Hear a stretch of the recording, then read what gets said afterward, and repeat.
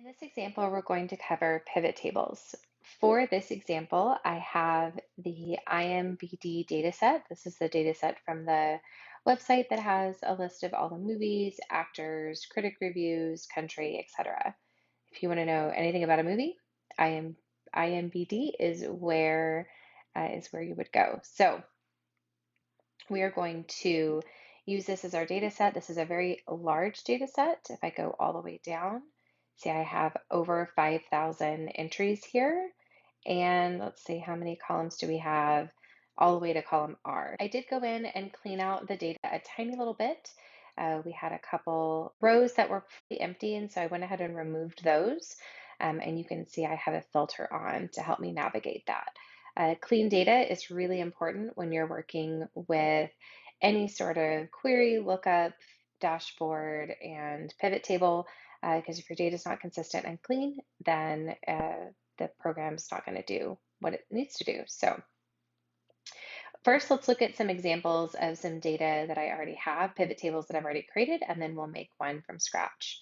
So this particular data set has quite a bit. I've got title, director name, lead actor, critic reviews, how long is the movie, what year was it released, what language is it in, country, budget, gross revenue, etc. Now, to understand what pivot tables do, you have to have a question in mind. What do you want to know about this data? And typically, the questions that you're asking are going to be multifaceted. If you're asking a single question, like what is the oldest movie on this list, well, you can get that just by filtering and sorting. I could go here to year, I could sort A to Z, and the oldest movie that I have on record is Metropolis from 1927. If I wanted to sort by language, I could do that here. I could get a count, maybe not fairly easily. There's a lot here, so I would have to do a count unique to find that out all the way down. So there's 5,030 entries, but if I wanted a count unique, then I could do that to see how many individual languages there are.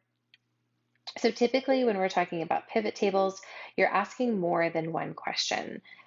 So one question isn't going to be enough or one answer is, you need something more than just one filter or one formula. So for this first example, I'm looking at a couple of different things. I want to know what languages there are, what titles are under each language, and what's the sum of gross revenue. And I can look at that number a couple of different ways. So the first thing that I did was I went over here. Actually, I started here with my data set. I did insert and pivot table, and it created a blank pivot table for me. And then in the pivot table editor, I added two rows, one for language and one for title. So I'm just going to remove title really quickly so you can see what that looks like. So this is what it looks like with just the language. So if I want to see what languages are available to me, and then I want to know the gross revenue under each one, I can do that by sum. I've got all of these options here. I can also look at how is it going to show me. So if I just want to see what the number is, I would hit default and it's going to give me the amount, which is a lot of money in each one of these. But if I want to do a comparative analysis, then I could do change default to percent of grand total. So then it's going to take the grand total of all of the amounts and then tell me what percentage of revenue that movie is from the body of movie work as a whole. And that's how I get these numbers here. IMDb is a US-based website, so it's not surprising that the movies that they have listed here are 99.43% of the total value.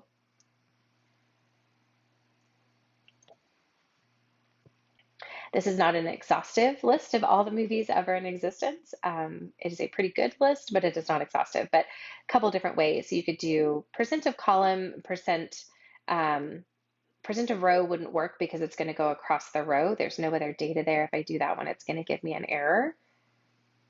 or it's just going to tell me 100% because there's only one value in that row. So really the only three that work here is percent of column, which is going to be the same as percent of grand total or default. Now, the next thing that I wanted to add here is I wanted to actually add the list of movies. So I could see, okay, well, I mean, obviously English, there's going to be a lot, but I want to see what are the Bosnian movies or the Aboriginal movies. So that's where I can take title and I can either add column here and click title, or I can go over here to the right-hand side and I can kind of drag and drop where that goes. Now, the order matters. So in this one, the order is here and it's kind of showing up funny. This is not how I wanted it to look.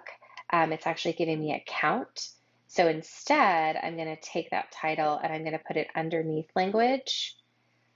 And it's going to completely change the way my pivot table looks. So order does matter. You kind of have to think of it as a funnel. You're going to sort by, kind of like when you're sorting laundry, you're going to sort by, whites and colors first, and then you're going to sort by jeans and towels. You kind of have to go down that list. So for this one, the language, which is the bigger language, which is the smaller variable, is going to go first, and then those individual titles are going to go next. Now, another thing I can do here under title, I've got ascending, descending. For this one, because this is a text value, it is alphabetical or reverse alphabetical. But notice that I can sort by title or I can sort by sum gross revenue. So I can do sum gross revenue and sort by ascending or descending. And it's going to do this within the language. It's not going to go overall. It's going to go within language. And then I can do descending as well. Now, if I wanted to remove language and I just want to look at title and that gross revenue, then I could remove language as an option. And now I just see sum of gross revenue and the movie. I could also mess with this and see, does country matter as much as language does? So let's see. There you go. So you can do country, language, and then title, and you kind of have it blocked down even more. So you've got a couple here that don't have a country listed, but are considered English. So I must not have deleted those. So I can kind of minimize that row. So now you can kind of see if there's languages that or countries that have more than one language. We're going to remove these show totals.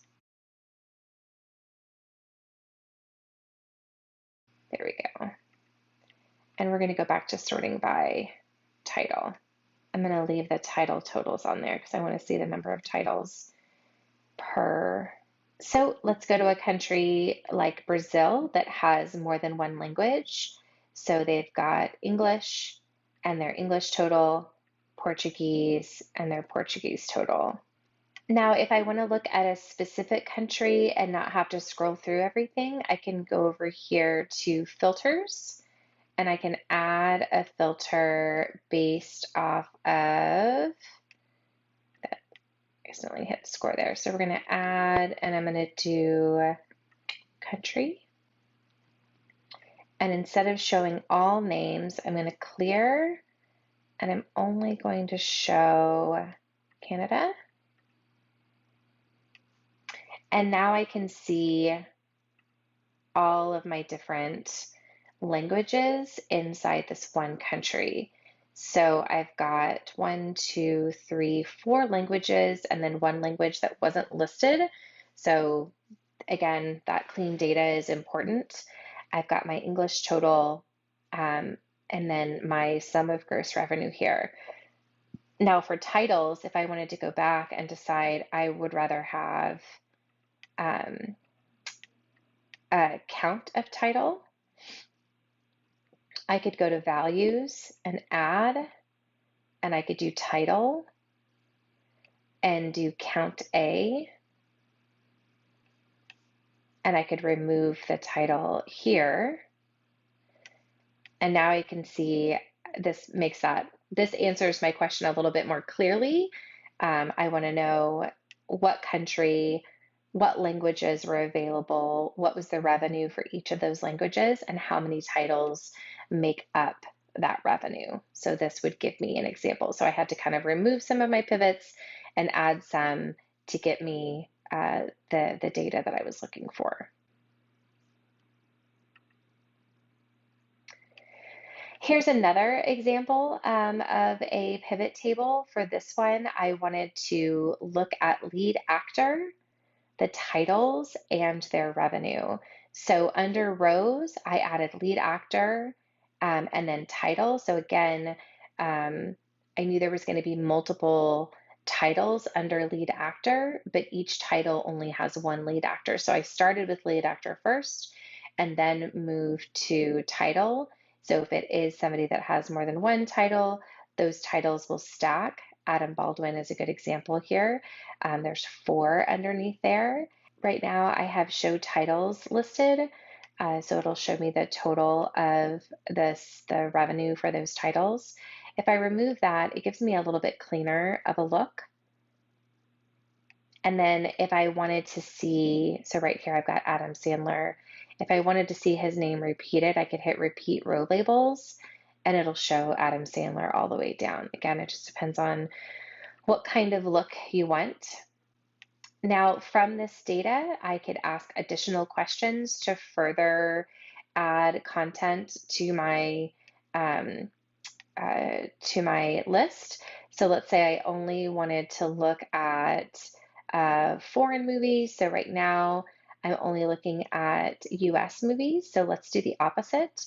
Let's do select all, and then we're going to go down to USA, and we're actually going to unselect it and hit OK.